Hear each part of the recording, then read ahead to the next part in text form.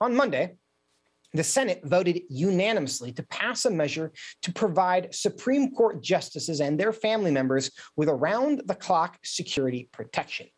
But the Democratic leadership in the House has yet to bring the measure to the floor for a vote. Texas Republican Senator John Cornyn, who introduced the Supreme Court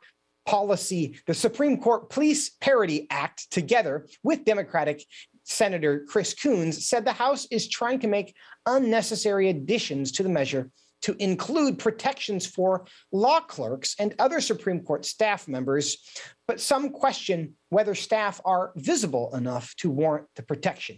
Senator Cornyn is calling on House Democrats to stop stalling and act with a sense of urgency. I shudder to think what might happen if the Supreme Court members and their family are denied this sort of protection, which the Senate has unanimously supported because it gets slow-walked in the House. Here with me now to talk about all of it is Harris Alic, the Capitol Hill reporter for the Washington Times. Harris, welcome back to Washington Watch.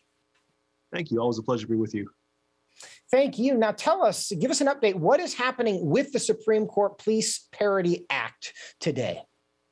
Sure. Well, absolutely. So the bill obviously passed unanimously in the Senate. All 100 senators, Democrats, and Republicans fell in line behind it. That barely ever happens. That shows just how worried lawmakers are that these protests that we've seen outside the homes of Justices Samuel Alito, Justice Amy Coney Barrett, and the others are increasingly becoming more and more problematic. And lawmakers are very much of the opinion that legislation should be passed allowing the Supreme Court police to offer round-the-clock protection for the justices and their immediate family. Now, even though this bill passed unanimously in the Senate, it's kind of hit a roadblock in the House. The House Democratic leadership, led by Nancy Pelosi and Steny Hoyer, want a more expansive bill authored by Representative Greg Stanton of Arizona that would provide that would expand that level of protection granted to justices and their immediate family to also include law clerks, to include essentially anyone who might be working on the potential overturn of Roe versus Wade. Democrats say that this is desperately needed. They say that law clerks are incredibly becoming more and more the targets of potential political violence.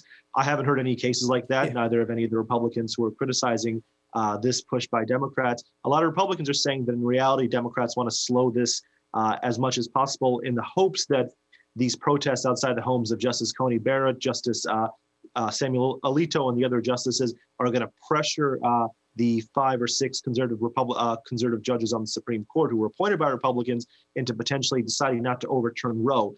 They're saying that Democrats want to keep the political pressure up both day and night in front of the homes of these justices and at both the in front of the Supreme Court in an effort to ensure that these people really kind of understand what would be at stake if they overturn Roe. This is really problematic, and it's obviously politicizing the issue.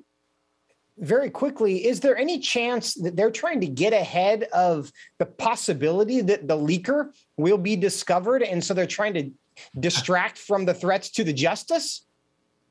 That's definitely something that has come up in conversations that I've had with Republicans. I think they're essentially expecting that this leaker will either make himself known in the near future and hopefully potentially try to reap some professional and financial benefits. I mean, we've seen what Miles Taylor has been able to do from just being the assistant chief of staff at the Department of Homeland Security for about 9 months. So that is definitely a concern. But I think more so this is also just a political ploy by Democrats, at least that's how Republicans are seeing it, to really kind of keep the pressure up because, most Democrats see these justices as being illegally appointed because they say, well, President Donald Trump, may have been helped to elected by Russia and all this other stuff. So they say that he's an illegitimate president. And they say these justices are also illegitimate. They say these justices lied about their position in believing that Roe was set precedent. So they, they're in no position to be doing these guys any favors right now. And I think that's what we're seeing in the House. Harris Alic, Washington Times, thank you so much for being with us today. Always a pleasure. Thanks so much.